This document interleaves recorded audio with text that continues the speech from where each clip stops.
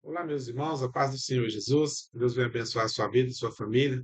Estamos aqui com mais uma aula do curso de teologia de nível médio do IBIADEM, que é o nosso Instituto Bíblico Assembleia de Deus Missão, onde nós estamos fazendo aqui uma série de aulas teológicas, né? E a matéria que nós estamos estudando nesta vez é a matéria de ética pastoral, né? Aonde nós temos a continuação da ética ministerial, né? Então nós entramos nesta matéria nova, que é a ética pastoral. O nome ética pastoral, porém, irmãos, o nome mais coerente seria ética ministerial, porque as aplicações desse tema, ela deriva para todos os cargos ministeriais, né? Então, ela é mais coerente chamá-la de ética ministerial ao invés de ética pastoral. Ela fala com os pastores também, de forma muito importante, mas também ela é aplicada a todos os outros cargos ministeriais, porque todos são igualmente importantes. Não temos na nossa liturgia pessoas mais importantes que outras, né? Obviamente, existem mais responsabilidades do que outros, dependendo do cargo. Porém, todos têm muita responsabilidade, todos têm muita importância e, com certeza, todos têm muito valor diante de Deus. Então, nós vamos dar prosseguimento ao nosso trabalho e que o Espírito Santo de Deus possa estar nos guiando, estar nos dando direção, nos dando graça para poder aprender mais acerca da palavra de Deus. Nós paramos aqui na página de número 18, nós já estamos na segunda aula, né? A primeira aula foi presencial, então nós estamos aqui na página 18, falando sobre as características do ministro, né? Sobre as características pessoais do ministro. E uma característica importante do ministro, seja ele qual for, é a questão do estudo, né? Ele deve ser estudioso. Eu costumo dividir essa questão em dois grupos, os estudiosos e os estudantes. Estudioso é aquele que gosta de estudar. O estudante é aquele que estuda porque tem precisão, né? Estuda mais por obrigação do que por prazer. É verdade, irmãos, que quando a gente começa a estudar, é mais por necessidade mesmo, por obrigação, né? Porém, quando a gente vai se inteirando na palavra do Senhor, a gente passa a ter muito prazer no estudo, porque ele começa a trazer retornos importantes para as nossas vidas. E aí a gente passa a ter prazer em estudar, em aprender mais acerca da palavra de Deus. Então, persevere no estudo e você vai ver que Deus ele vai abrir o seu entendimento de tal forma que você vai passar a ter prazer em estudar. Uma das coisas que mais desmotiva o estudante, irmãos, é justamente o fato dele ler, né, e não entender o que leu. Isso não é por causa da falta de prática. Quando nós vamos praticando, nós vamos melhorando a nossa capacidade de interpretação, de absorção das revelações da palavra de Deus nas nossas vidas, né? Então, o segredo é perseverar, não tenha dúvida. Então, ser estudioso. As circunstâncias do mundo mudam em todos os instantes. Assim, é preciso estar atualizado. Ou seja, um ministro, irmão, ele nunca deve ficar perdido numa conversa social, né? Ele sempre tem que estar bem informado, sempre tem que estar inteirado dos assuntos que estão acontecendo no mundo. E aí não é apenas na questão eclesiástica, né? Mas ele também precisa ser um estudante das notícias, né? Um observador de notícias. O que está acontecendo no mundo? Porque as coisas que acontecem no mundo, elas afetam diretamente, irmãos, o nosso microespaço, né? Então, nós precisamos olhar o que está acontecendo nos outros países, principalmente o que acontece em Israel, no Oriente Médio, porque se a gente não tiver esse tipo de informação, a gente vai ficar desatualizado. E a desatualização vai trazer prejuízo para o nosso julgamento, para a nossa análise, né? Eu só vou ter consciência plena para fazer uma análise coerente, irmão, se eu tiver essas informações. Então, eu preciso buscar essas informações. Em Israel, por exemplo, nós temos ali alguns jornais que sempre dão notícias. Tem o Jerusalém Post, né, que é um jornal, você encontra ele no online, né? O Jerusalém Post mostra ali as principais notícias do, do Estado de Israel e muita coisa do Oriente Médio. Temos também o The Times of Israel, né, que é um outro jornal muito bom, que também tem ele na internet. Você procurando, você vai encontrar, e com certeza ele vai trazer informações importantes sobre as coisas que acontecem em Israel em vários aspectos, não só no aspecto geopolítico, mas também questões arqueológicas, né, questões turísticas. Tudo isso é muito importante a gente estar inteirado para conhecer. E, obviamente, existem aí as outras agências de notícias no mundo afora, que também traz muitas informações importantes sobre a macro informação e sobre a geopolítica. Nós temos o France Press, né, que é uma das maiores agências de notícias do mundo. Nós temos a agência TASS também, né, que ela é até russa, e temos aí vários The Times, né, lá, o The New York Times dos Estados Unidos, né, o Washington Post também é um jornal interessante que a gente consegue ter é, é, várias informações, tem o Mumbai também, né?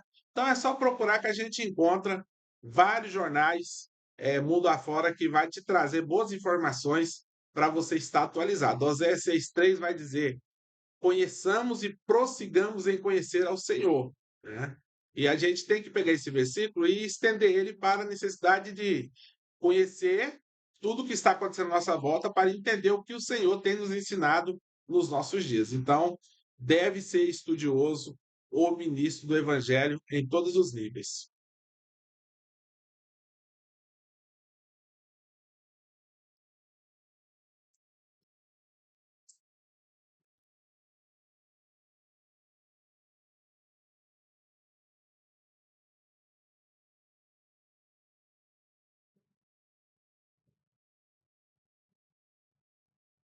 Continuando aqui, irmãos, é necessário estudar sempre a palavra de Deus, né? A palavra de Deus é a nossa regra de fé e de prática. Portanto, a gente precisa estar muito bem inteirado com a palavra de Deus, né? A palavra de Deus ela renova a cada manhã, desde que eu leia ela também de forma devocional, né? Caso contrário, ela não vai trazer renovação na minha vida. O próxima questão aí, irmãos, é necessário se atualizar sobre os assuntos teológicos. Cada dia que passa, grandes e novos teólogos surgem. Então a gente precisa estar inteirado sobre os novos lançamentos, novos livros, né, que têm sido lançados, para que a gente possa estar inteirado sobre assuntos teológicos. A teologia, ela é uma matéria muito antiga, porém, nós, como seres humanos, estamos evoluindo, né? Então, tem muitas coisas que a gente não entendia no século passado que esse século a gente já entendeu. Tem muitas coisas que nós não entendíamos a década passada que nessa década nós já estamos entendendo melhor. E tem também a questão dos cumprimentos das profecias, né? Então, atualize-se sempre na matéria de teologia para você não ficar desatualizado.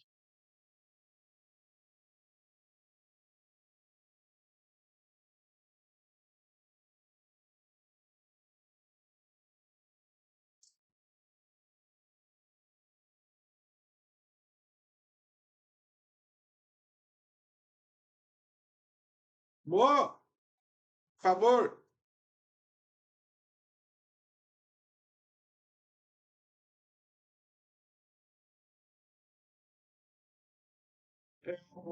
não está funcionando.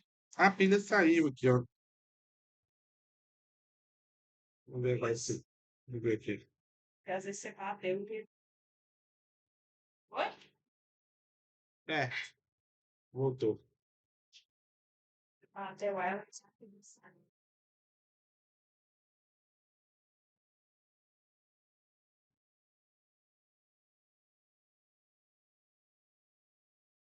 Vai pôr mais aí ou você tá filmando? Tô filmando, tô só esperando você acabar de arrumar aí. Ah, você pode cortar aí, velho. Eu sei. Mas tá, eu vou cortar, depois eu corto. Atualizar acerca de todos os acontecimentos teológicos no mundo, sociais, político, filosófico, militar. Então, em todos esses aspectos, irmãos, a teologia está inserida. Por quê? Porque o cumprimento da palavra, ele é universal, né? Então, ele georreferenciado, não é apenas Bíblia, né? Nós lemos a Bíblia e nós vemos as notícias e fazemos, então, a ligação em essas questões aí, sociais, né? Políticas, econômicas, militares, filosóficas, e assim a gente vai sendo atualizado. atualizar sobre os métodos e meios de evangelização, administração, adoração. Antigamente, a gente evangelizava com panfletos, né? A gente evangelizava com panfletos na rua e a gente saía nas esquinas, nas praças, né? Hoje a gente pode fazer esse tipo de evangelismo? Podemos, não tem problema. Porém, a eficiência deste evangelismo já não é a mesma de outrora. Então, hoje existem novos formatos de evangelismo que a gente precisa aprender a utilizar. E um dos principais formatos que você alcança uma quantidade muito grande de pessoas é pelas mídias sociais, né? As suas mídias sociais devem se tornar aí uma grande referência na matéria de evangelização, né? Então, isso é muito importante. Devemos conhecer o nosso dom ministerial. Olha, é uma pergunta que muitas pessoas fazem. Eu não sei qual é o meu dom ministerial, qual seria esse dom? Então, veja, através dos dons naturais, a gente também tem convertido esses dons para a ferramenta do reino de Deus, como, por exemplo, louvar, né?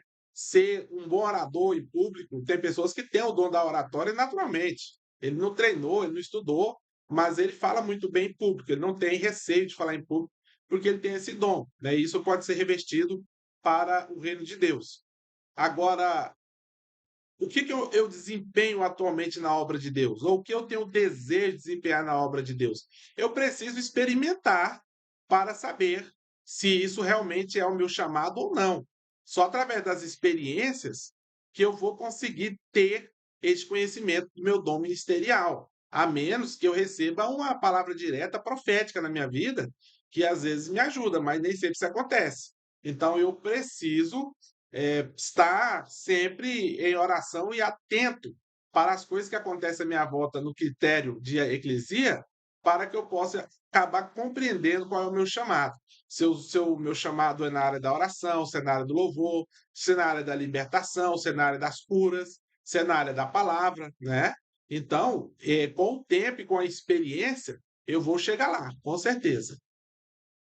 Pelos dons ministeriais concedidos pelo Espírito Santo também, quando a gente é batizado do Espírito Santo, o Espírito Santo nos concede dons espirituais. E esses dons, tanto os espirituais quanto os ministeriais, eles também vão ser desenvolvidos nas nossas vidas, de modo que a gente passe a ter mais certeza de qual é realmente o nosso chamado, para que a gente possa se especializar no nosso chamado, para que a gente possa buscar de Deus um aperfeiçoamento para que eu faça melhor a cada dia a obra de Deus. Pelos frutos obtidos no trabalho que realizo, geralmente uma pessoa, antes de ingressar oficialmente no ministério, passa por um treinamento, né? E essa orientação direta de Deus, ela pode trazer, né, vários frutos, vários benefícios.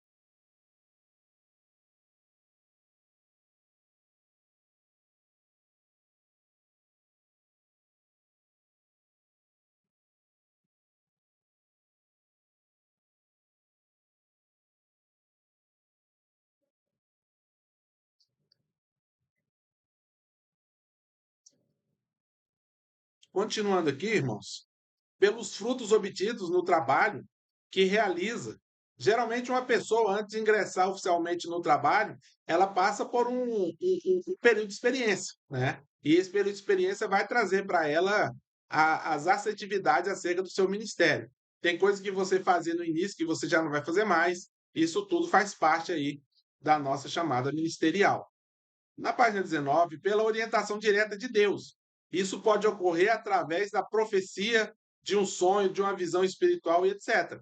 Então, o Senhor também, quando ele tem um propósito específico na nossa vida, ele costuma usar meios específicos para nos chamar, para nos comissionar. Isso também a gente precisa ficar atento, né, nos trabalhos para ouvir o chamado de Deus nas nossas vidas. Veja só o que é escrito aqui. Mas, ó homem, quem és tu que a Deus replicas? Porventura, a coisa formada dirá o que o formou. Por que me fizeste assim? Ou não tem oleiro poder sobre o barro, para da mesma massa fazer um vaso para a honra e outro para a desonra. Então, o apóstolo Paulo, ele faz essa reflexão sobre a capacidade que Deus tem de moldar a nossa vida de acordo com o propósito do seu ministério. Então, a gente precisa estar sempre aberto para fazer a obra de Deus de acordo com aquilo que Deus nos chamar. E às vezes, irmãos, a gente precisa ter consciência de que o Senhor tem para a nossa vida não é o que nós gostaríamos de fazer. A gente muitas das vezes se invoca com alguma coisa e a gente só quer fazer se for naquela área, mas Deus tem outro propósito para as nossas vidas, pelo menos naquele momento. E por que que isso acontece? Pela necessidade da obra. A prioridade na nossa vida ministerial é atender à necessidade da obra. A obra de Deus, ela precisa ter prioridade na minha vida, né? E às vezes as pessoas se recusam a ouvir a voz do Senhor porque fala, não é isso que eu gostaria de fazer. Não se trata do que eu gostaria ou não de fazer. Se trata do que é necessário ser feito. O que é necessário ser feito? Então, quando eu passo a entender que a chamada do Senhor para a minha vida é para suprir a necessidade da obra e não para satisfazer o meu desejo pessoal, aí a gente começa a entender mais sobre o reino de Deus e isso com certeza vai trazer benefícios para a nossa vida.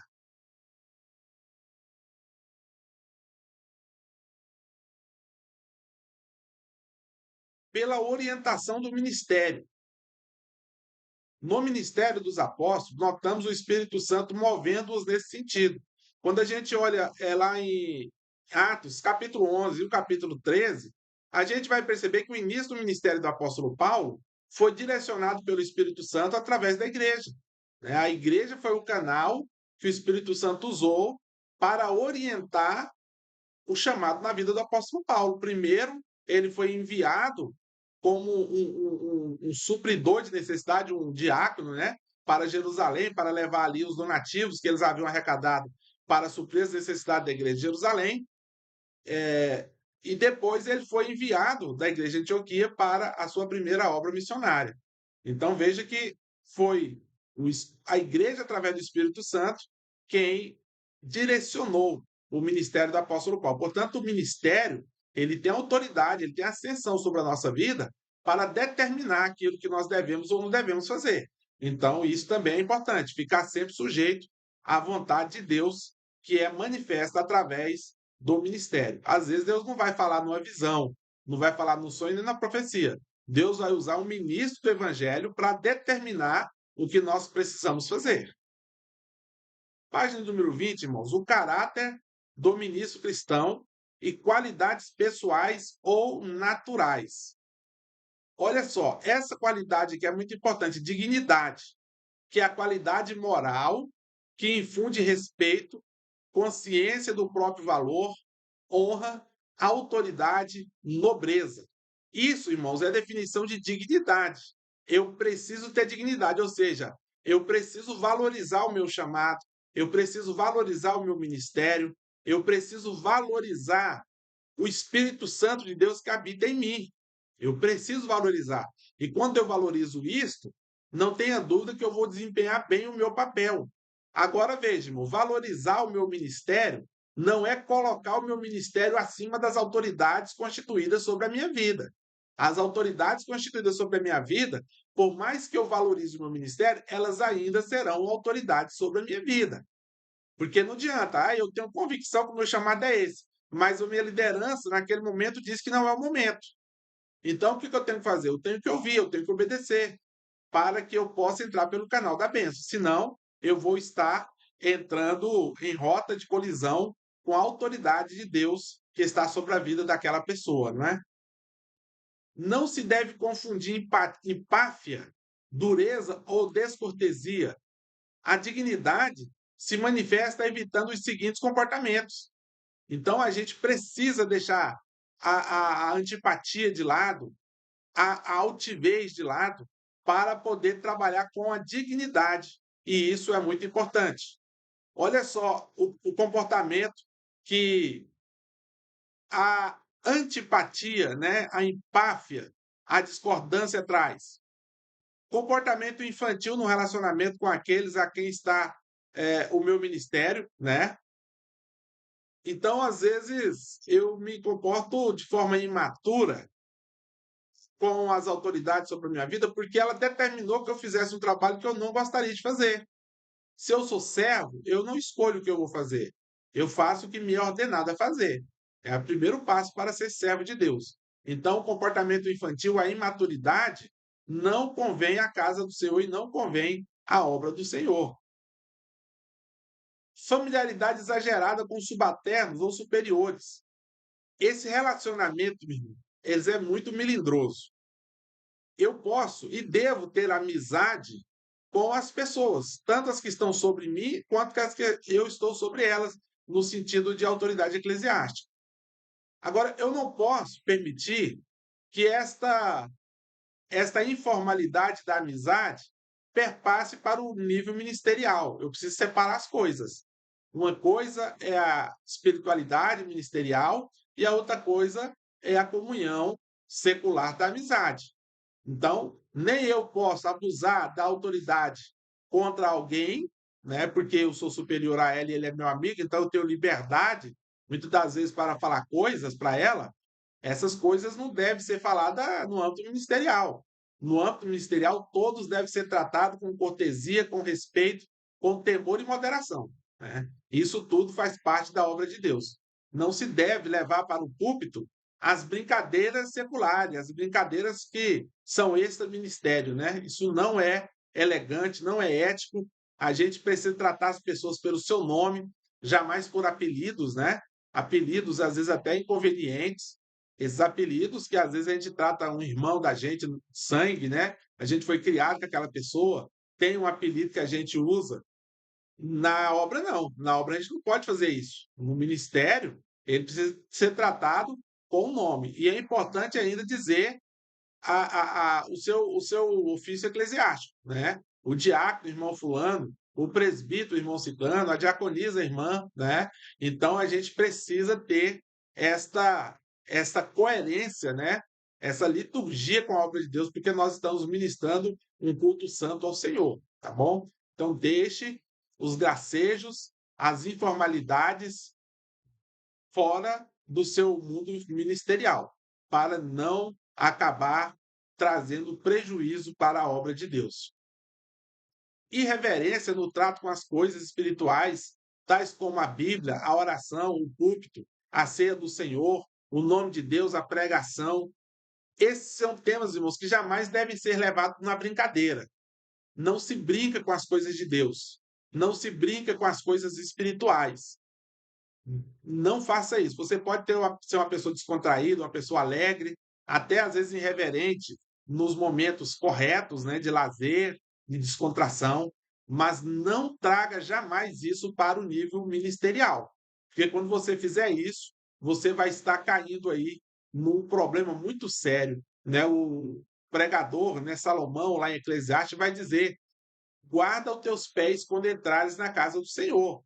Ele está querendo dizer o quê? Tenha reverência, tenha respeito, tenha temor quando você estiver na operação do serviço ministerial, tá bom? Não faça essas irreverências, porque isso não cabe no reino de Deus, na obra de Deus. A obra de Deus convém a santidade, né? Linguagem própria para com a missão que exerce, com os colegas de ministério, membros ou pessoas de fora.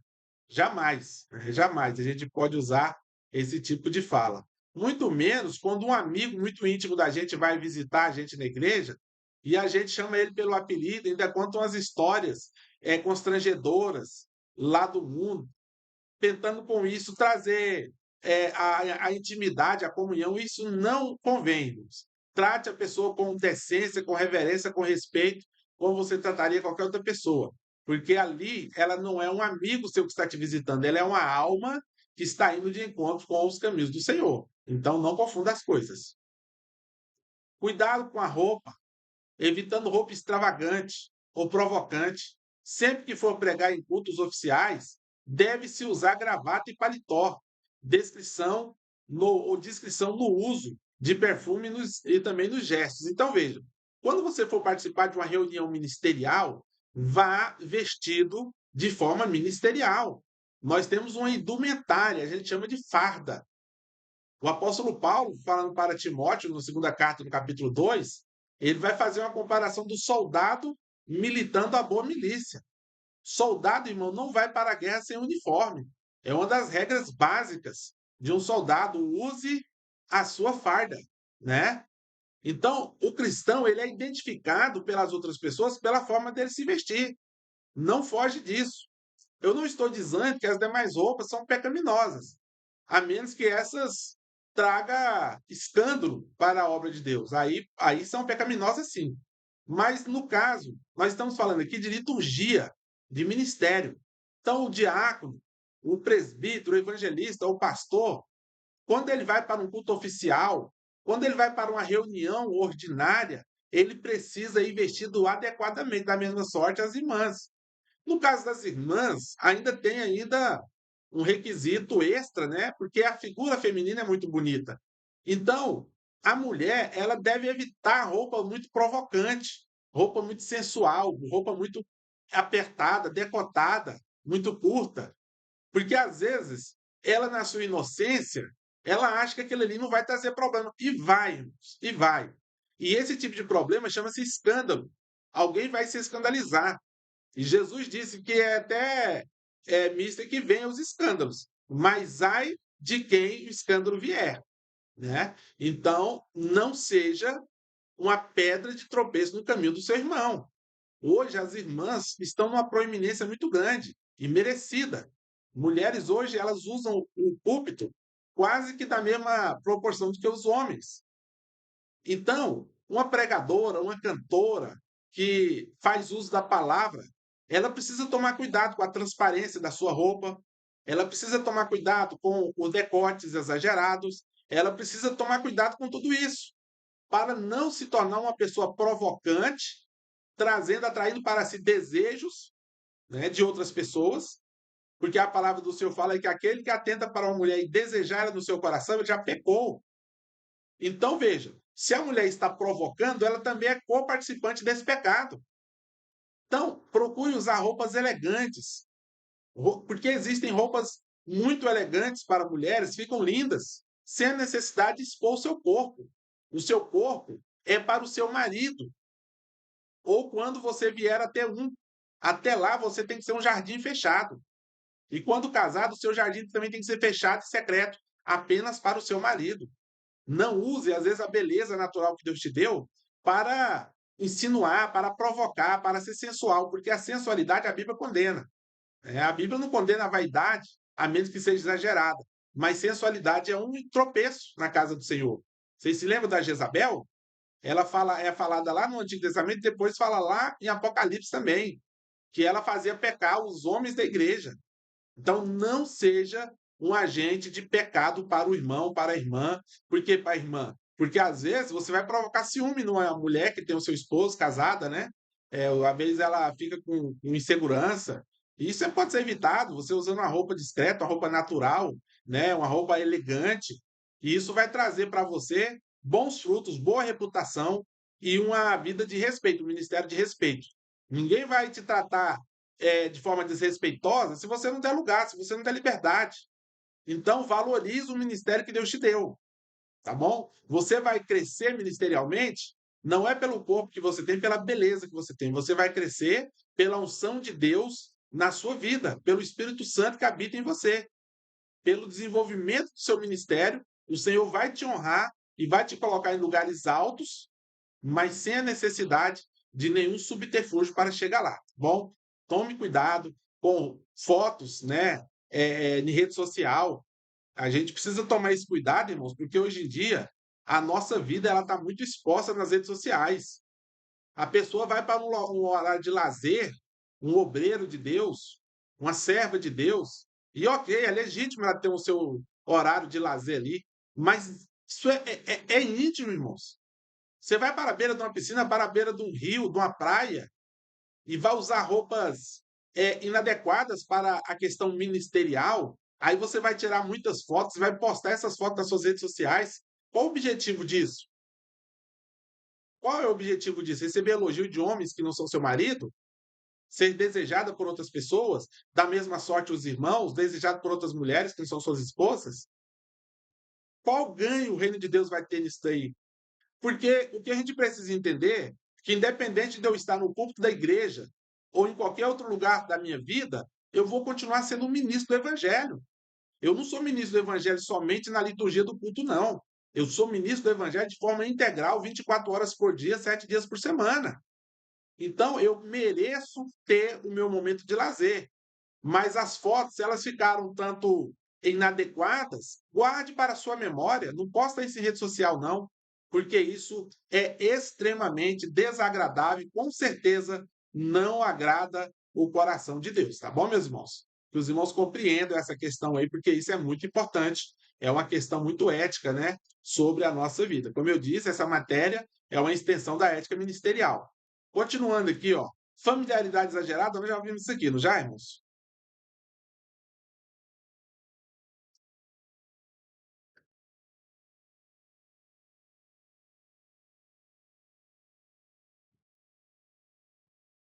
Muito bem. Liderança. Um ministro é um líder espiritual e, como tal, deve cuidar para que os liderados o amem, respeitem e obedeçam. Uma liderança natural não se impõe, mas cria-se conquista. E outra coisa que a gente tem que tomar cuidado, que o líder precisa tomar cuidado, porque geralmente o líder ele é carismático. O líder é geralmente uma pessoa cativante, não tenha dúvidas. Agora, eu não posso ficar usando essas qualidades naturais que o Senhor me deu para angariar pessoas para o reino de Deus somente por isso. Nenhuma outra coisa vai segurar uma pessoa no caminho do Senhor que não seja Jesus Cristo. Porque se eu faço um movimento por amizade, por carismatismo, e eu consigo atrair muitas pessoas para a igreja a qual eu pertenço, o dia que eu decepcionar essas pessoas, e eu sou falho, uma hora eu vou decepcionar, essas pessoas não estarão seguras em Jesus, elas estarão seguras comigo. E vamos supor que eu seja dirigente de uma igreja. E aí, pela minha facilidade de cativar as pessoas, eu começo a trazer essas pessoas para a igreja. O dia que o ministério me transferir, das duas, uma, ou essas pessoas vão atrás de mim, ou elas vão se afastar da igreja. Então, eu não trouxe essas pessoas para Deus, eu trouxe para mim. Eu trouxe para mim. E isso é um erro grave. Eu preciso treinar os cristãos para o reino de Deus, para ir morar no céu e não para me seguir. Então, é inevitável. Se eu sou uma pessoa carismática, muitas pessoas vão querer estar comigo, mas eu preciso deixar a diferença muito clara na minha vida ministerial para a minha vida particular, no sentido de amizade, tá bom? Não transfira isso para dentro da igreja, porque um dia você vai precisar falar sério com a pessoa e ela não vai te atender. Por quê? Por causa que você deu muita liberdade para ela.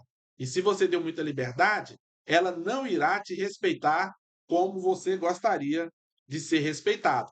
Então, as pessoas precisam me amar, mas também precisam me respeitar. Não me temer, irmãos, mas me respeitar e obedecer à minha liderança. Agora, a liderança não é imposta, ela é conquistada. Eu uma vez vi uma certa frase que dizia o seguinte: o bom líder é aquele que lidera as pessoas sem que essas pessoas percebam que estão sendo lideradas. Eu preciso fazer isso de forma muito natural, né? A forma mais natural possível. É possível, irmãos, desde que eu exercite o meu ministério e exercite a minha liderança. E eu jamais posso trazer para a minha vida ministerial as amizades particulares, porque quando eu tiver que falar sério com essa pessoa, ela provavelmente vai levar na brincadeira e não vai me levar a sério. Isso é muito complicado. O amor, na página 22. O ministro deve amar a Deus acima de tudo. Deve amar ao homem em plena medida do amor de Deus, para superar suas fraquezas, ingratidão, descortesia e incompreensão. Sempre haverá falta de apreciação no trabalho ministerial por parte de alguns liderados. E somente o amor de Deus ajudará aqueles que nada fazem para merecer o amor. Ministro sem amor não tem significação e será marcado por um ressentimento, por fracassos e por tristezas. O respiro na vida de um ministro, da sua vida, sem a liderança correta e sem o amor de Deus na vida, vai ser uma vida marcada por ressentimento, fracasso, tristeza e pior, frustração, né? Tudo isso vai atingir o ministro que não militar bem de forma legítima no seu ministério. Então, eu preciso aprender a amar a Deus sobre todas as coisas e ao próximo como a mim mesmo. E quando eu amo a pessoa, eu não sou obrigado a concordar com as suas falhas, mas eu sou obrigado a respeitá-la e amá-la do jeito que ela é. Obviamente, eu vou respeitar, mas não vou concordar. Então, eu vou trabalhar para que essa pessoa seja moldada de acordo não com a minha vontade, mas com a palavra de Deus. A palavra de Deus é equilíbrio, que purifica, que transforma. Eu sou apenas o orientador, porque eu sou o líder, né? E amar, irmão, significa compreender também. Eu preciso compreender. Compreender que eu não sou perfeito, portanto, aquela pessoa também não será perfeita. Eu preciso compreender que eu dei trabalho para os meus líderes e agora, irmão, chegou a minha vez, né? Então, eu tenho que compreender todas essas questões aí para que eu possa fazer bem o trabalho do Senhor. Veja o que o apóstolo Paulo fala na primeira carta aos Coríntios, capítulo 13. O amor é sofredor, é benigno. O amor não é invejoso. O amor não trata com leviandade, não se ensoberbece. O amor não se porta com indecência, não busca os seus interesses, não se irrita, não suspeita mal, não folga com a injustiça, mas folga com a verdade. Tudo ele sofre, tudo crê, tudo espera, tudo suporta. O amor nunca falha, mas havendo profecias, cessarão. Havendo línguas, elas serão aniquiladas. E havendo ciência, desaparecerá. O que vai sobrar no final?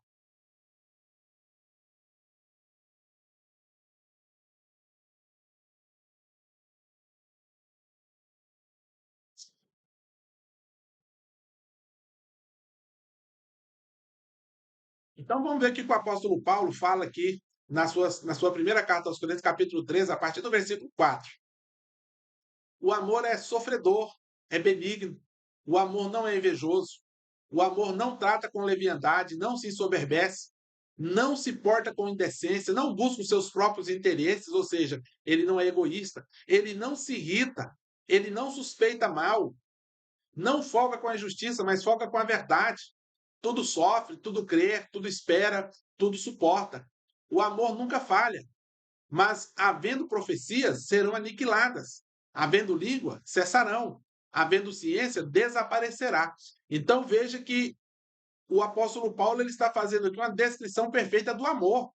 E este amor, meus irmãos, ele precisa ser colocado em prática na nossa vida ministerial. Porque muitas pessoas, humanamente falando, não vão ser merecedoras do meu amor. Mas ministerialmente falando, eu sou obrigado a amá-las. E por que eu estou usando a expressão obrigado? Porque amar o próximo é um mandamento. Ou eu obedeço ou eu desobedeço. Então eu só tenho uma opção, que é amar. Portanto, é uma obrigação que me foi imposta, amar o próximo como a mim mesmo. E eu só vou fazer isso através da compreensão, através do entendimento de que as pessoas falham, de que as pessoas são limitadas e que muitas das vezes elas vão fazer coisas para mim que eu não gostaria que tivessem feito. E eu vou até achar injusto, falar, mas eu nunca fiz isso com ninguém, por que estão fazendo comigo? Porque existe uma injustiça. A injustiça faz parte da carreira ministerial. Então não espere só boas recompensas para o seu trabalho. Vai haver também injustiças e vai às vezes te deixar muito chateado. Mas você precisa superar através do amor. Então, o dom supremo do Espírito Santo para a vida do crente é o amor. Todos os outros dons são necessários e são importantes, mas o supremo é o amor. Sem amor, eu não posso fazer a obra de Deus. Página 22 ainda, qualidades e características espirituais. São as virtudes adquiridas como parte do equipamento necessário para o exercício do ministério. Então veja o que o apóstolo Paulo fala aos Efésios. Revestivos de toda a armadura de Deus, para que possais estar firme contra as astutas ciladas do diabo. Porque não temos que lutar contra carne e sangue, mas sim contra os principados, contra as potestades, contra os príncipes das trevas deste século, contra as hostes espirituais da maldade nos lugares celestiais. Portanto, tomai toda a armadura de Deus, para que possais resistir ao dia mau e, havendo feito tudo, ficar firmes. Por que que muitos líderes se decepcionam, se frustram com o seu ministério? Porque ele não estava devidamente revestido com a armadura de Deus, ou ele não entendeu que a nossa luta não é contra a carne nem contra o sangue. Ou seja, eu não posso levar para o lado pessoal. Eu preciso tratar as coisas materiais no nível ministerial. Eu não posso fazer confusão. Porque o dia que eu fizer, eu não vou estar com a minha armadura na hora da batalha, eu vou me ferir. Entende? Então eu preciso tomar todo cuidado. Que eu tenho que ter consciência plena. A minha luta não é contra carne e sangue, tá bom? Isso é algo que nós precisamos entender de forma muito clara para que o nosso ministério não seja frustrado pelas adversidades. Outra característica espiritual importante é a fé. Este dom de Deus capacita o homem para receber salvação, a conversão e o poder do Espírito Santo, né? O Espírito precisa ter, desculpa,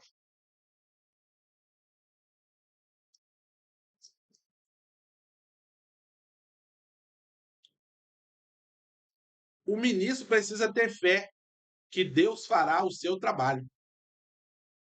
A obra não é nossa, a obra é de Deus. Nós somos ferramenta nas mãos de Deus. Então, quem opera é Deus. Quem faz a obra é Deus. Eu sou apenas a ferramenta. E eu preciso acreditar nisso.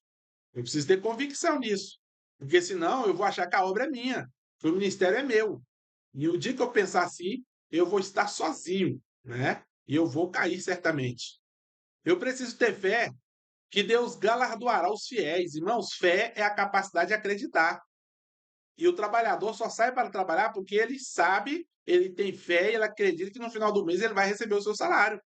Nós, como ministro do Evangelho, temos que trabalhar tendo a certeza do nosso galardão nos céus. Mas o nosso galardão será nos céus e não na terra. Não tenha pressa. Precisa ter fé que Deus confirmará as suas palavras e atitudes ministeriais. Sinais seguirão os que crerem. Se você crê, exercita a tua fé, os sinais vão seguir o seu ministério. E você vai ter confirmado a obra de Deus, o propósito de Deus, o chamado de Deus na sua vida.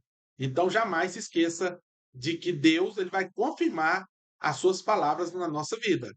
Eu preciso ter fé na minha própria chamada, na minha própria vocação. Eu acredito que Deus me chamou, eu tenho essa certeza, porque se eu não tiver essa certeza, eu vou titubear no meu ministério algumas vezes, não tenha dúvida, né? Porque eu sou ser humano, eu sou carne, né? E sendo carne, eu sou falho, sou limitado, então eu preciso ter cuidado com essa questão. A razão e necessidade de viver em santidade. Eu preciso ter uma vida de santidade, porque essa vida de santidade é necessária para o meu sucesso ministerial, para bem de sua própria vida espiritual. Eu não posso esquecer que eu também sou ovelha. E como ovelha, eu preciso ser ministrado. Por isso que eu não posso faltar reuniões de obreiro, reunião ministerial, escola bíblica de obreiro, convenções, porque lá eu estarei sendo ministrado como ovelha. Eu estarei sendo ministrado como ovelha. E eu preciso dessa ministração para renovar as minhas forças e o meu chamado, né? Não se esqueça disso. Para isso servem as reuniões a nível ministerial aí, convenções, escola bíblica de obreiro, etc. Para ter a autoridade a exigir dos outros. Como é que eu vou, um dia chegando na liderança, determinar os outros que façam aquilo que eu não faço, que vão aonde eu não vou? Isso, irmãos, é incoerência. E as pessoas, muitas das vezes, não veem os nossos acertos, as nossas qualidades. Mas o nosso defeito, pode ter certeza que elas veem sim, viu? Veem muito bem. Para se tornar um modelo a ser imitado ou seguido. As pessoas vão te usar como modelo. Se você for um bom modelo, elas vão ter uma boa, né, vida de imitação aí. Agora, se você for um mau exemplo, seus liderados também serão maus exemplos, porque você é líder, você vai ser imitado de alguma maneira. Você é um modelo para muitas pessoas. Então toma cuidado, vigia com as suas palavras, com as suas ações, com as suas atitudes, para que você seja bem-sucedido. Para ter um ministério aprovado por Deus, meu ministério primeiro precisa ser aprovado por Deus. Se ele não for aprovado por Deus, já de começo eu já estou errado. Então eu não tenho que buscar primeiramente a aprovação do homem, eu tenho que buscar a aprovação de Deus. Os homens são importantes também na minha vida ministerial, porque ou eles serão meus líderes ou serão meus liderados, ou serão meus liderados. Então eu preciso que o meu ministério seja aprovado. Para ser legitimamente um representante de Cristo, que, em outras palavras, seria um Cristo em forma de homem, que é a definição de cristão, a imitação de Cristo, um pequeno Cristo, parecido com Cristo. Então, a minha legitimidade de cristão é ser parecido com Cristo. Se eu não for parecido com Cristo, eu não posso nem sequer ser chamado de cristão. O ânimo, irmãos, também é necessário nas nossas vidas. Esta qualidade é, sem dúvida, imprescindível na vida do ministro, pois sem ânimo, o ministro não terá disposição para trabalhar, mesmo sabendo da necessidade intelectualmente. Ou seja, ele tem consciência da sua obrigação e da necessidade de trabalhar, mas ele jamais se disporá, pondo em prática, a realizar a obra. O ânimo é sinônimo de fervor, de calor, de disposição, de etc. Né? Então, eu preciso ter uma vida firme e constante na presença de Deus. E o nome disso é ânimo, é avivamento. Avivamento não é eu gritar, nem eu pular, não. Avivamento é eu ter ânimo para fazer a obra de Deus, aonde quer que houver a necessidade. O ânimo para sair à procura do pecador, para evangelizá-lo. O ânimo para fazer o trabalho de mestre, ensinando os preceitos do Senhor. Disposição para enfrentar os obstáculos. Na vida, nada se consegue sem enfrentar obstáculos. Ânimo para se praticar as obrigações ministeriais, são os cultos, as orações, os ensinamentos, as pregações, os cânticos, etc. Sem ânimo, eu nem levanto da cama. Eu preciso, todos os dias, ao acordar, puxar na minha memória por que eu vou levantar dessa cama hoje? Por que eu vou sair desse quarto hoje? E aí você vai lembrar das promessas de Deus, das necessidades impostas para se alcançar essas promessas e das obrigações com a sua vida espiritual, ministerial, né, e física. Ou seja, todo dia nós temos que matar um leão. Sem ânimo, a gente não mata nenhum gato, que dirás um leão. Né? E o dia que a gente não matar um leão, no outro dia tem 2 leões para serem mortos. Vai ficar cada dia mais difícil. Por isso que tem pessoas que, quando assustam, quando caem em si, estão afastados dos caminhos do Senhor, estão inativas do seu ministério, estão, às vezes, até desviadas, né, do caminho da verdade. Porque esse esfriamento, irmão, ele não vem da noite para o dia. Ele é progressivo. Por isso há entre vós muitos fracos, doentes e muitos que dormem. Então veja que é uma progressão. É uma progressão, e essa progressão muitas das vezes nos leva, né, para o esfriamento, para o congelamento total da minha vida espiritual. Que Deus jamais permita que isso aconteça nas nossas vidas. Porque Jesus ele falou que isso vai acontecer. Lá em Mateus capítulo 24, versículo 12, ele disse: por aumentar a iniquidade, o amor de muitos se esfriará. Né? Então, muitos é mais do que a metade. Muitos são mais do que a metade. E essa profecia vai se cumprir, porque Jesus falou que ia acontecer. Agora, eu tenho que pedir a Deus para que ela não aconteça na minha vida, para que não aconteça na minha vida. A minha vida precisa ser preservada dessas questões aí.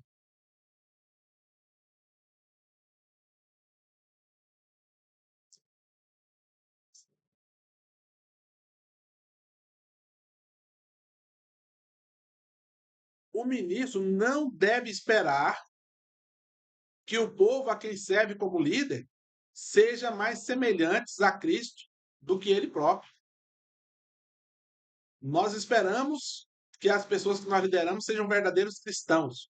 Mas a pergunta é: eu sou um verdadeiro cristão para essas pessoas? Então, eu preciso de muito ânimo para sempre me colocar como modelo, como exemplo para essas pessoas. Quem falou que era fácil? Não é fácil, irmãos, é um desafio. Por isso que o apóstolo Paulo fala: tomai toda a armadura de Deus, para que, havendo feito tudo, ficais firme. Havendo feito tudo, ficar firme. Então, toma toda a armadura. Toda ela é necessária para as nossas vidas. O grande obstáculo na vida do líder é o tal do narcisismo. Veja só o que é narcisismo: dependência de afeto e amor do outro para manter o sentido de si mesmo.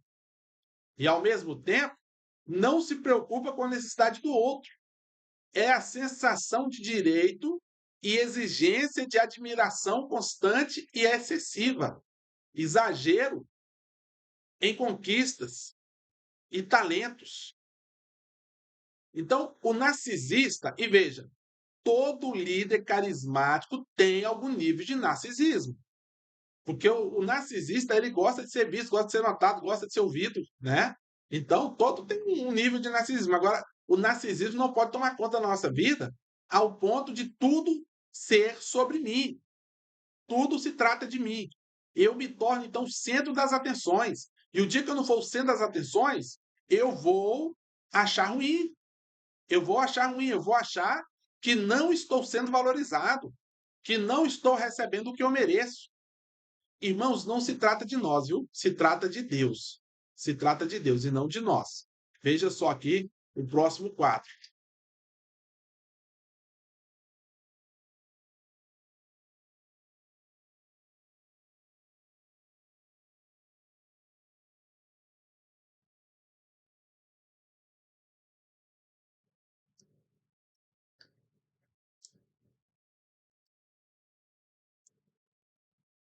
Veja isso aqui, irmãos. O grande obstáculo na vida do líder é o narcisismo. O que é narcisismo? É a dependência de afeto, amor do outro, para manter o sentido próprio. Ao mesmo tempo, não se preocupa com a necessidade do outro. Sensação de direito e exigência, de admiração constante e excessiva, exagero em conquistas e talentos. O narcisista só se importa com ele. Ele tem que ser o centro das atenções. Tudo tem que ser sobre ele. Ele tem que ser o centro das atenções em tudo, irmãos. Não é assim que funciona. Como eu disse, todo líder tem algum nível de narcisismo, porque é uma característica do líder, do carismático, da pessoa que tem personalidade para liderar.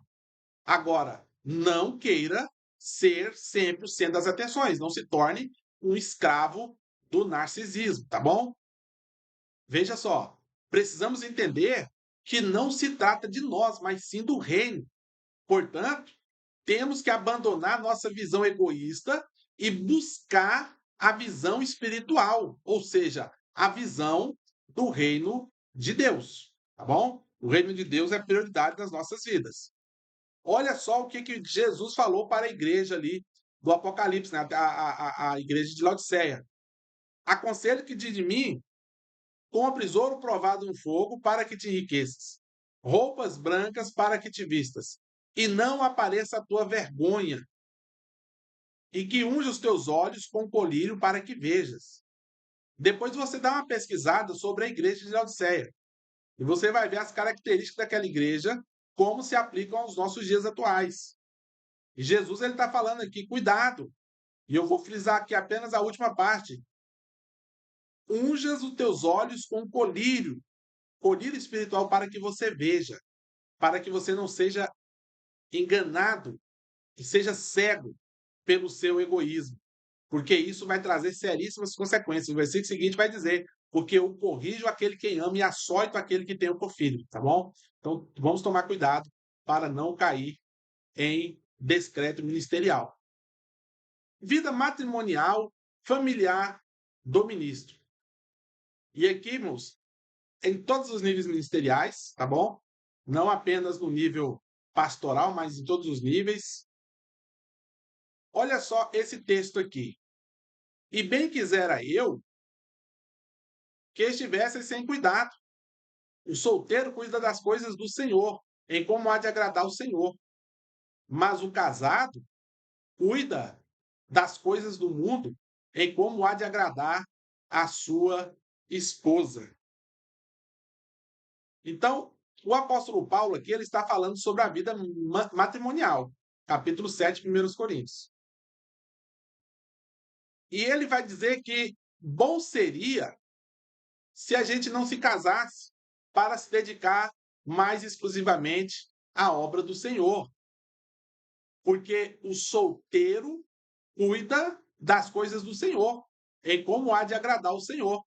Mas o casado cuida das coisas do mundo, em como há de agradar a sua mulher. Então perceba que nós temos uma responsabilidade como casado muito grande, não só de fazer a obra de Deus, mas de honrar o nosso matrimônio, a nossa família. Eu sempre falo, e é bom repetir porque é importante, os níveis de prioridade na vida do cristão.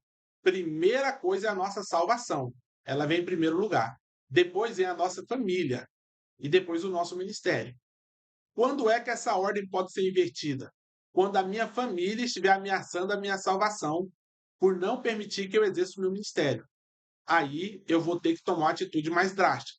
Mas enquanto isso não acontece, Deus, que é a salvação, família e ministério. Não inverta essas questões aí, porque isso vai trazer problema para a sua vida. Você casou, não casou? Pois é. Agora você tem uma responsabilidade, tanto a mulher para com o marido, quanto o marido para com a mulher, e ambos para com os seus filhos.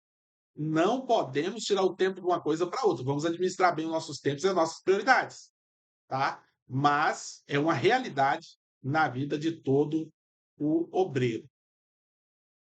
Olha outro texto. Igualmente vós, maridos, coabitai com elas com entendimento, dando honra à mulher como vaso mais fraco, como sendo vós os seus coherdeiros da graça, da vida, para que não seja impedida as vossas orações. Então, olha a importância de coabitar com a mulher com entendimento. E aqui, irmãos, a gente precisa tomar cuidado, muitas das vezes, falar que a mulher é o vaso mais frágil.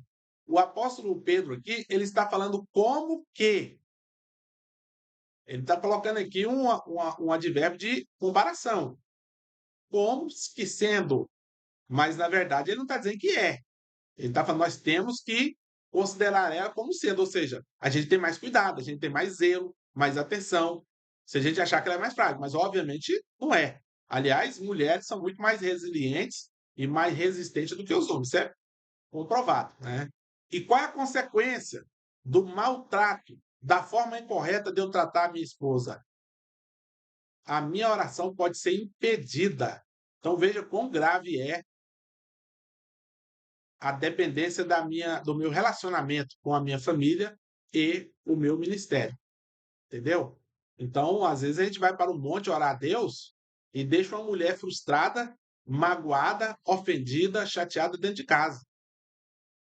Muitas das vezes por coisas erradas que a gente fez. E qual oração que Deus vai receber no monte? Você está entendendo? É muito sério isso daqui. O ministro precisa entender isso aqui. Porque disso depende o sucesso ministerial na sua vida. Esse texto aqui também, irmãos, eu acho ele muito interessante. Segundo Samuel 23, 11 e 12. E depois dele, Samar, filho de Agé, o Aralita, quando os filisteus se juntaram numa multidão, havia um pedaço de terra cheia de lentilhas, e o povo fugira de diante dos filisteus. Este, pois, se pôs no meio daquele pedaço de terra e o defendeu, e feriu os filisteus. E o Senhor efetuou um grande livramento. Então, Samar aqui, ele dá alguns exemplos importantes para nós. Ele foi um dos valentes de Davi. E é interessante que ele se tornou a sua reputação de valente por causa desse fato particular. Os filisteus, irmãos, eles subiram para combater contra os hebreus e o povo fugiu, mas ali havia um campo de lentilhas. Lentilhas é um leguminoso parecido com o feijão, né? Aquele feijão andu, talvez. aquele que você pica, né, para fazer salada, fazer refogamento, enfim. Eu penso que este campo de lentilha era destinado para alimento da família daquelas pessoas que habitavam naquela vilarejo ali, inclusive as famílias de Samar.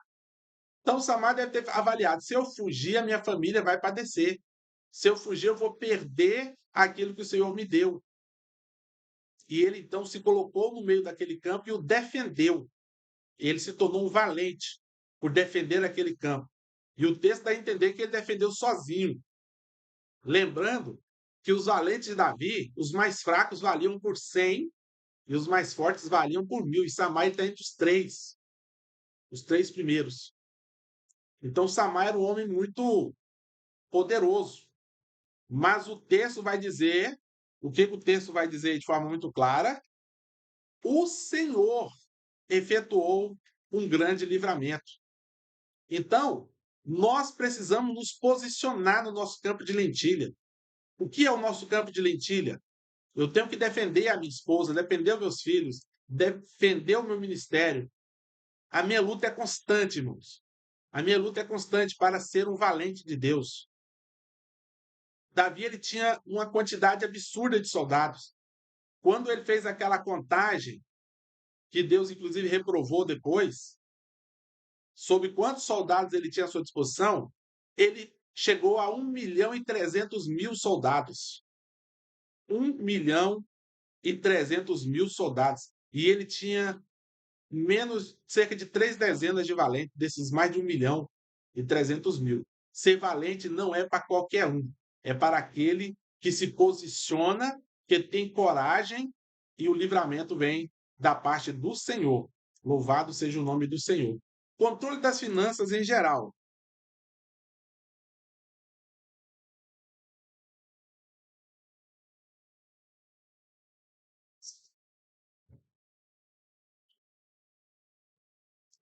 Controle das finanças em geral.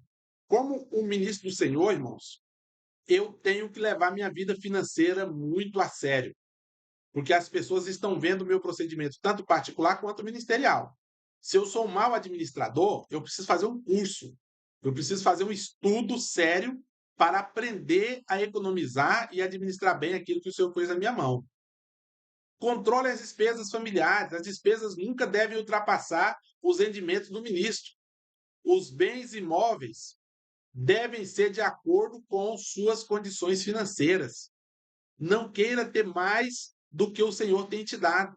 Pelo menos naquele momento. Você pode sonhar, você pode planejar, mas não coloque a sua mão aonde o seu braço não alcança, porque isso vai dar ruim.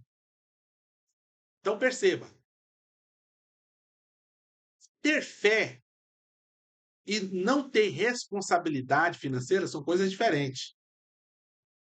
Ter fé implica em eu administrar bem o que Deus colocou na minha vida, inclusive as minhas finanças. A alimentação deve ser controlada de acordo com a pessoa. Tem uns crentes que parece que fica amarrado a semana toda, né? Só come nas confraternizações. Irmão, nós não podemos comer com os olhos, porque isso é o mal. Estraga o tempo do Espírito Santo com o nosso corpo, traz enfermidades como consequência da má alimentação. E o exagero em comer mais do que eu preciso vai fazer com que falte recurso em outras áreas da minha vida. Uma das áreas mais importantes é a minha alimentação, sim, da minha família, com certeza. Comer bem, né? Mas de forma, irmão, consciente. Não desperdice. Tem pessoas que acham que fartura é fazer uma panelada de arroz e jogar metade fora. Irmãos, isso não é fartura, isso é desperdício. E o Senhor não se agrada de desperdício. Vocês lembram na multiplicação dos pães? Nas duas ocasiões, o que Jesus mandou fazer no final? Ajuntai os pedaços para que nada se perca. Então, não confunda fartura com desperdício. Porque o que você está desperdiçando aqui vai faltar ali. Você está administrando mal o que você ganha. Às vezes a compra que você fez dá para passar um mês, mas ela só dura 20 dias. Por quê? Porque um terço foi jogado no lixo, foi desperdiçado. E ainda eu vou reclamar com Deus que Deus não está me abençoando? Não, Deus está me abençoando, mas meu saco está furado. O saco da administração está furado. E aí, nada vai encher esse saco, irmãos. Não se devem contrair compromissos acima do saldo mensal. A economia vai dizer que eu posso fazer compromisso com 30% das minhas rendas de forma fixa. De forma fixa, eu preciso comprometer até 30% do meu salário. Porque se eu comprometer mais que isso, o meu salário não vai dar até o final do mês. Vai faltar. E isso, irmão, vai trazer problema para a minha vida espiritual e para a minha vida ministerial. Eu conheço ótimos e grandes líderes espirituais, mas a sua vida financeira é uma vergonha. Então, se você não administra bem por falta de conhecimento, estude, faça curso na área e você vai se tornar um grande controlador aí das finanças. Não estou falando aqui de muquiranagem, né? Não, eu estou falando de consciência, de despesas conscientes. Manter sempre em dia os compromissos com o governo, tais como os impostos de luz, água, telefone, previdência social, IPTU, IPVA. Tudo isso, irmãos, precisa ser mantido em dia. Dai a Deus o que é de Deus, dai a César o que é de César. Como é que eu peguei o dinheiro que era para pagar energia, gastei com outra coisa e cortaram a minha luz? Eu não sabia que meu talão ia vencer? Como é que o meu gás acaba e eu não tenho dinheiro para comprar outro gás? Eu não sabia que o meu gás ia acabar, ele ia durar para sempre? Você não sabe quanto tempo um botijão de gás dura na tua casa? Depois tem que sair pedindo dinheiro a juro para pagar. Isso é uma vergonha, irmãos. Não tente viver com aquilo que Deus ainda não te deu. Viva a sua realidade. Se a sua realidade, se a minha realidade é poder comer carne de segunda, coma carne de segunda. Um dia Deus vai te dar a condição de comer carne de primeira, mas enquanto não deu, coma carne de segunda e agradeça a Deus. Aliás, as proteínas da carne de segunda são até melhores do que a da carne de primeira, diga-se de passagem. O problema é o status, né? É o status. Eu não posso ser visto no balcão do açougue comprando carne mais barata, eu tenho que comprar mais cara. Eu tenho que manter minha posição social. Isso é uma ilusão. Isso é uma ilusão. Nunca esquecer as obrigações espirituais, dízimos, ofertas e todas as contribuições. Por exemplo, todo ministro ele é convencionado. Se ele é convencionado, ele tem despesas anuais com a sua convenção. Não é mensal, é anual, irmãos. Tem a anuidade que precisa ser paga todo ano, e é uma vergonha o obreiro receber uma notificação da convenção de que ele não está em dia com as suas contribuições. Advogado paga anuidade, médico paga anuidade, psicólogo paga anuidade, irmão. Todo mundo paga anuidade com alguma coisa. Seu carro paga anuidade, teu IPVA. Como é que você quer viver 0,800? Não dá, não pode. Nós precisamos cumprir as nossas obrigações. E nós sabemos também que 2 vezes no ano tem convenção. Tem a convenção geral e tem a Escola Bíblica de Obreiro, que é convenção também. E ela tem uma inscrição. Por que eu deixo para tirar o dinheiro de pagar a anuidade e a inscrição no mesmo mês? Vai pesar, vai ficar difícil. Por que você não paga anuidade e a inscrição em mesas diferentes? Você tem um ano todo para pagar anuidade. Então, não coloque uma corda no seu pescoço. Seja consciente. Administre bem o que Deus colocou na sua vida. Quando Deus colocar algum recurso a mais na sua vida, primeiro, irmão, quita as suas dívidas anteriores para depois pensar em gastar com outras coisas. Isso vai agradar a Deus e Ele vai te honrar. Tem também os dízimos e as ofertas, irmãos. É até complicado falar disso, que é muito falado, principalmente nos estudos. Nos cultos, quase que não, né? O dízimo é uma questão de fé. Nós já falamos isso na aula presencial. O dízimo é uma questão de fé. Se eu não tenho fé para dizimar, como é que eu tenho fé para ser salvo? Você já parou para pensar nisso? Se eu não tenho fé que 90% do meu rendimento vai ser suficiente para passar o mês, e não tenho fé que 10% vai ajudar a obra do Senhor, penso eu que a obra do Senhor tem mais gasto que a sua casa. A luz é mais cara, a água é mais cara, a manutenção é mais cara, e fica só com 10, tá bom? Então, seja fiel nas suas obrigações ministeriais, tá bom? Os cuidados com a saúde e alimentação adequada. Nós somos seres biológicos enquanto tiver nessa carne. Então precisa haver cuidado com a saúde, precisa haver exercício físico regular, precisa fazer exames periódicos. Temos as campanhas anuais aí de exames preventivos para o homem e para a mulher, principalmente depois dos 35, 40 anos. Isso, irmão, também eu preciso ser dado como exemplo nessa área também. Senão, caso contrário, eu vou ter problemas sérios em ensinar as outras pessoas. Obrigações inadiáveis, como aluguel, prestação e etc. Essas aí precisam ser também levadas em consideração para fazer o edito. Irmãos, nós vamos parando por aqui. O nosso tempo já está aqui um pouco avançado e nós queremos, né, louvar a Deus pela sua vida. Sempre estude com a apostila na mão, com a Bíblia aberta, para conferir as referências, pausa o vídeo quando for necessário, volta lá, né, pega as referências para que você tenha um bom aproveitamento, porque o ideal do curso é aprender, não é ter um diploma, não é ter boas notas, é ter um bom aprendizado. E você não aprenderá direito se você não estudar direito. Faça anotações, tire dúvida com seus professores, tá bom? E assim Deus vai te abençoar. Que Deus abençoe sua vida, a sua família e até a próxima.